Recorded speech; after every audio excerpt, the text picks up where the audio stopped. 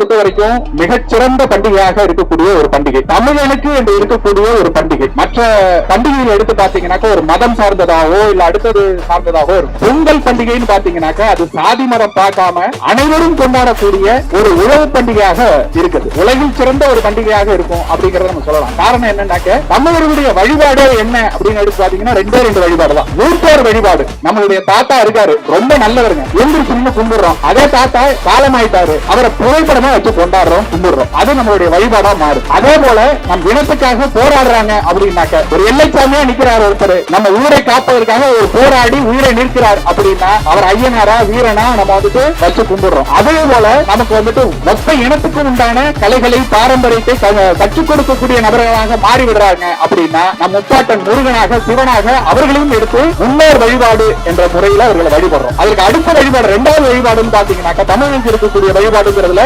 இயற்கை வழிபாடு. அதுதான் மிகச்சிறந்த வழிபாடு. ஏன் இயற்கை வழிபடுறான் அப்படின்னாக்க எல்லா காலங்களிலும் இடர்களிலும் அதை தாண்டி நிற்கக்கூடிய இயற்கை சக்தி நம்மளை வந்து உந்துகோலாக அதை தேர்ந்து நிற்கும். பஞ்சபூதங்கள் சொல்லுவாங்க. பஞ்சபூதங்கள்ங்கிறது தமிழ் வார்த்தை கிடையாது. பூதங்கிறது என்ன பயமுறுத்துறதா நம்மள, அப்படி இல்ல. ஐம்பெரும் ஆற்றல், அதுதான் நம்ம வந்துட்டு பஞ்சபூதங்கள் அப்படின்னு சொல்றோம். அந்த பஞ்சபூதங்களை கொண்டாடக்கூடிய ஒரு திருவிழாவாக பொங்கலை நாம வந்துட்டு வடிவமைச்சு வச்சிருக்கோம். அது நீர், நிலம், காற்று, ஆகாயம், விசும்பு என்கிறது எல்லாத்தையும் வந்துட்டு சேர்த்து நாம வந்துட்டு கொண்டாடக்கூடிய ஒரு பண்டிகையாக பொங்கலை வச்சிருக்கோம்.